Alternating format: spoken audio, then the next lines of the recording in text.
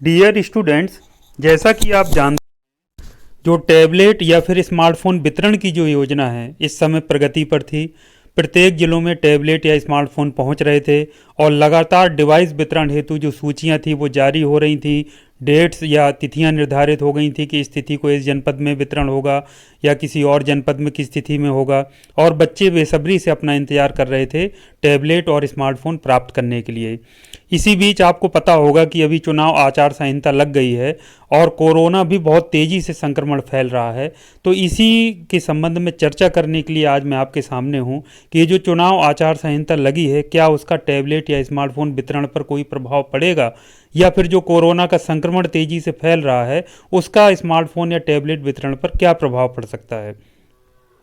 तो इसके बारे में हम चर्चा कर लेते हैं। यदि हम चुनाव आचार संहिता की बात करें तो इसमें जनरली होता क्या है कि कोई भी नई योजना या नई परियोजना या कोई इसी तरह का शिलान्यास या कोई इस तरीके का जो प्रचार प्रसार वाली बातें होती हैं जो किसी पार्टी विशेष को प्रचारित प्रसारित करें, उस तरीके की जो गतिविधियां होती हैं उस पर चुनाव आयोग प्रतिबंध लगा देता है, या कहना चाहिए कि रोक लगा देता है। इस तरीके की गतिविधियों को प्रतिबंधित कर देता है। और कहीं ना कहीं अगर इस रूप में कहीं इस तरीके की चीज़ें आती हैं तो विपक्षी पार्टियां भी इस तरह ऑब्जेक्शन करती हैं कि भाई ये इस तरीके की चीज़ें हो रही हैं। तो बच्चों, जैसा कि आपको पता है, जो स्मार्टफोन और टैबलेट वितरण है वो एक कार्यक्रम आयोजित करके किया जाता है। जनरली कहीं भी होता है, फोटोग्राफी होती है, वीडियो बनते हैं, बड़ी संख्या में लोग आते हैं, प्रशासनिक अधिकारी, कॉलेज के भी स्टाफ होते हैं। तो इसमें ये दिक्कत आ सकती है चुनाव आचार संहिता के चलते कि भाई इस तरह से वितरण इनको क्यों कराया जा रहा है भीड़ इकट्ठा करके। और उसमें कहीं ना कहीं कोरोना संक्रमण भी अब तेज़ी से फैल रहा है, तो उसमें भी भीड़ इकट्ठे करने को लेकर के कहीं ना कहीं प्रशासनिक अधिकारी सोच सकते हैं कि इस तरीके का जो कार्यक्रम है वो आयोजित ना कराया जाए। तो बाकी देखिए, अगर चुनाव आचार संहिता लग गई है उसके बाद भी चूंकि ये टैबलेट या स्मार्टफोन वितरण की जो योजना थी ये पहले से प्रचलित थी और ये पूरा पेपर वर्क है, पूरा हर चीज़ का रिकॉर्ड है। कोई ऐसा नहीं कि अचानक से कोई बांटने लगा हो या कोई चीज़ का रिकॉर्ड ना हो।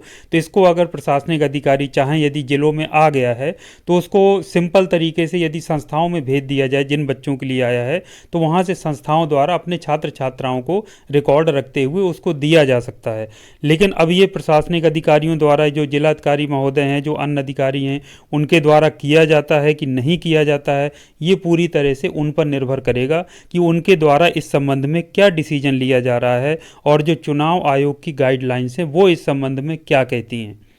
तो बच्चों, ये जो चुनाव आचार संहिता और कोरोना प्रभाव है, दोनों के अगर हम संयुक्त प्रभाव देखें और जिसकी वजह से यदि टैबलेट या स्मार्टफोन छात्र छात्राओं को नहीं मिल पाता है, तिथियां जारी होने और स्थान निर्धारित होने के बाद भी कुछ जिलों में, जैसे कि आपको पता है, तो उसमें के बाद फिर आप जानते हैं कि मार्च में चुनाव होंगे, रिजल्ट आएगा, उसके बाद ही फिर कहीं ये सब वितरण फिर से शुरू हो पाएगा। तो इस प्रकार से अगर हम देखें तो छात्र छात्राओं को लंबा इंतजार करना पड़ सकता है। और छात्र छात्राएं आस लगाए बैठे थे, कम से कम अंतिम वर्ष के छात्र छात्राओं को उम्मीद थी कि उनको जो टैबलेट या स्मार्टफोन है वो शीघ्र मिल जाएगा। और हमको भी उम्मीद थी, सभी शिक्षक और जो संस्थाएं थी उनको भी उम्मीद थी कि कम से कम एक बैच को कम से कम फाइनल ईयर को मिल जाता, उसके बाद सेकेंड ईयर और फर्स्ट ईयर के लिए भी वितरण चलता रहता, तो धीरे धीरे उन बच्चों को भी मिलता रहता।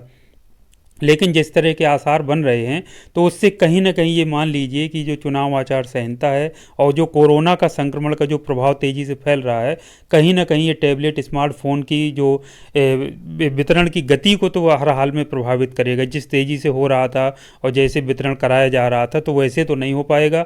अब ये उनके विवेक पर निर्भर करता है, जो चुनाव अधिकारी हैं या प्रशासनिक अधिकारी को संस्थाओं को भेजते हैं या नहीं। संस्थाओं को भेजकर भी कहा जा सकता है कि आप संस्था बच्चों को दे दीजिए यदि आपके ज़िले में आ चुके हैं। अब ये निर्णय उनके द्वारा लिया जाता है नहीं लिया जाता, ये तो उन पर निर्भर करेगा।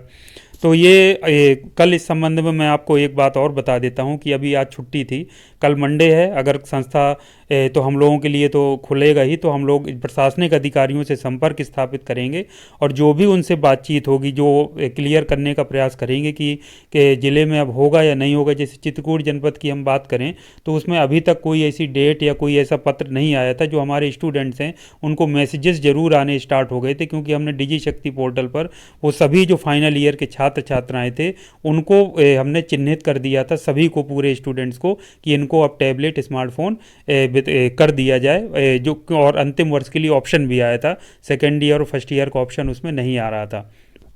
तो उम्मीद थी, तो कल हम बात करके जैसा भी होगा अपडेट तो मैं शाम तक एक बार फिर से आपको मैं ज़रूर आपके सामने आकर के मैं पूरा अपडेट कर दूंगा कि प्रशासनिक अधिकारियों का इस संबंध में क्या कहना है, वितरण हो पाएगा या नहीं हो पाएगा, यदि इस ज़िले में आ गए हैं तो क्या संस्थाओं को भेजे जाएंगे डिवाइस बच्चों के मध्य वितरण कराने के लिए, ये भी जानकारी करने का हम प्रयास करेंगे। और जहाँ पर टैबलेट या स्मार्टफोन आने थे डिग्री कॉलेज में, वहाँ के भी जो संबंधित अधिकारी हैं, प्रोफेसर हैं, हम उनसे भी बात करने का प्रयास करेंगे। तो जो भी स्थिति होगी वो मैं आपको कल एक बार और क्लियर कर दूंगा।